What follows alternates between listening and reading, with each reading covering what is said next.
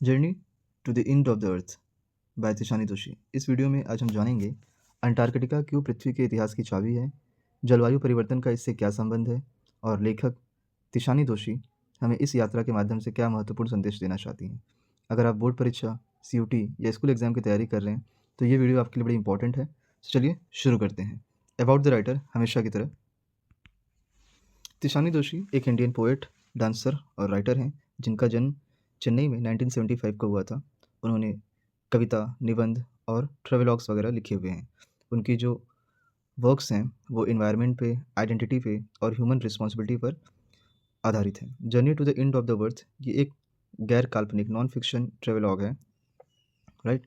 और ये chapter highlight करती है क्लाइमेट चेंज को, जो कि अंटार्कटिका पे बेस्ड है और अंटार्कटिका की इंपॉर्टेंस को बताती है। चैप्टर का थीम क्या है? चैप्टर का थीम है, देखिएगा, theme of the chapter environment degradation, पर्यावरण प्रदूषण, climate change and global warming, जलवायु परिवर्तन and global warming, importance of Antarctica in understanding of earth's past, पृथ्वी के अतीत को समझने में अंटार्कटिका का महत्व, ह्यूमन रिस्पॉन्सिबिलिटी टुवर्ड्स नेचर, मनुष्य के प्रति, प्रगति के प्रति जो मानव की जिम्मेदारी है, interaction between humans and environment. Short summary अगर इस चैप्टर की देखें तो इस शॉर्ट समरी के थ्रू तिशानी तोशी हमें ये बताने की कोशिश करती हैं, जर्नी टू द अंटार्कटिका में लेखक तिशानी तोशी अंटार्कटिका यात्रा का वर्णन करती हैं और उन्होंने स्टूडेंट्स ऑन आइस कार्यक्रम के अंतर्गत ये यात्रा की थी। इस यात्रा में वैज्ञानिकों के साथ जलवायु परिवर्तन को समझाती हैं और साथ ही साथ अंटार्कटिका को पृथ्वी के अतीत का संरक्षक बताया गया है। यहाँ बर्फ़ की परतों में जलवायु से जुड़ी जानकारियाँ सुरक्षित हैं। साथ ही साथ लेखिका ये बताती है कि मानव गतिविधियों के कारण प्रकृति का संतुलन बिगड़ गया है, जिससे ग्लोबल वार्मिंग जो है वो काफ़ी बढ़ रही है। अंटार्कटिका वैज्ञानिकों के लिए एक प्रयोगशाला है जो भविष्य के पर्यावरणीय खतरों का संकेत देती है। यह यात्रा लेखिका को यह सिखाती है कि मानव की छोटी-छोटी गतिविधियाँ भी पृथ्वी पर गहरा प्रभाव डालती हैं। तो जब आप ऐसे पार्ट्स को देखते हो जहाँ पर आपको दिखाया जाता है कि मनुष्य की जो छोटी-छोटी एक्टिविटीज़ भी हैं वो भी पृथ्वी पर गहरा प्रभाव डालती हैं, तो इससे हमें ये पता चलता है कि ये चैप्टर एक्चुअली में कितना ज़्यादा इम्पोर्टेंट होने वाला है।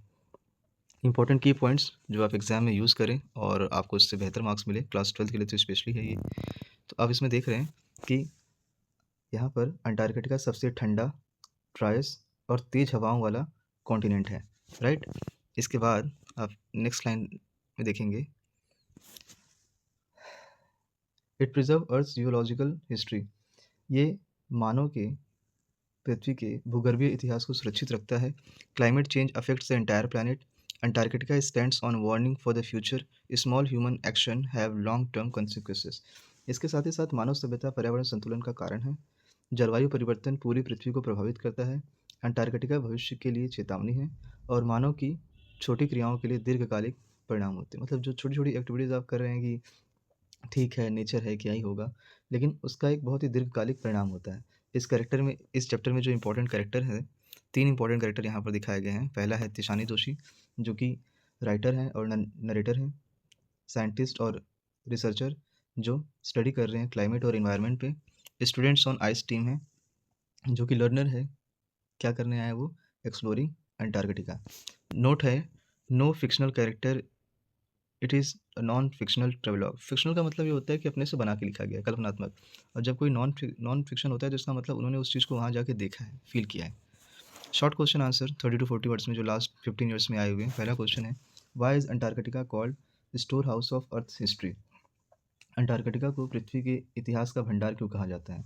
सो Antarctica stores Earth's geological history in its ice layer, which reveal information about climate changes, atmospheric conditions, and life forms that existed millions of years ago. Antarctica की बर्फ की परतों में लाखों वर्षों का जलवायु और वातावरणीय इतिहास सुरक्षित है, जिससे वैज्ञानिक पृथ्वी के अतीत को समझ सकते हैं। 2013 का क्वेश्चन पूछा गया है, what was the objective of the students on ice program? Student on ice program का पर्पस क्या था, उद्देश्य क्या था? तो आंसर है, the program aim to educate young people about climate change by taking them to Antarctica so that they could witness environmental issues and develop a sense of responsibility towards nature, right. इस कार्यक्रम का उद्देश्य युवाओं को Antarctica ले जाकर जलवायु परिवर्तन के प्रति जागरूक करना और उनमें पर्यावरण संरक्षण की भावना विकसित करना था। 2015 का क्वेश्चन पूछा गया है। क्या है इसमें? How does the chapter show impact on human activities on nature? ये चैप्टर मानव गतिविधियों का प्रकृति पर क्या प्रभाव दिखाता है? आंसर देखिएगा। The chapter highlights how industrialisation, population growth and pollution have disturb human balance, resulting in global warming and environmental degradation. अब इसके बाद जब आप ऐसे क्वेश्चंस को देखते हो तो यहाँ पे दिखाया जाता है कि ये चैप्टर इंडस्ट्रियलाइजेशन, प्रदूषण, जनसंख्या वृद्धि से हो रहे प्राकृतिक संतुलन को बिगाड़ दिया है, जिससे ग्लोबल वार्मिंग बढ़ रही है। ये सारी चीज़ें हमें दिखाई देती हैं। 2018 में सवाल पूछा गया इस चैप्टर से, why does the author call Antarctica a warming for the future? यहाँ पे राइटर अंटार्कटिका को भविष्य की चेतावनी क्यों कहती हैं? तो आंसर है, Antarctica reflects the consequences of climate change and warm humans that continued exploitation of nature may lead to irreversible environmental disaster।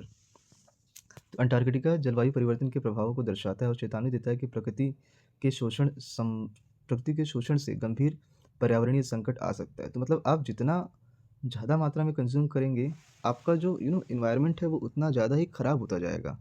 और बीइंग अ गुड इन्वायरमेंटलिस्ट आपको कभी इन चीज़ों को बढ़ावा नहीं देना चाहिए। आप जितना ज़्यादा रोक सको उतना ज़्यादा रोकने की कोशिश करनी चाहिए।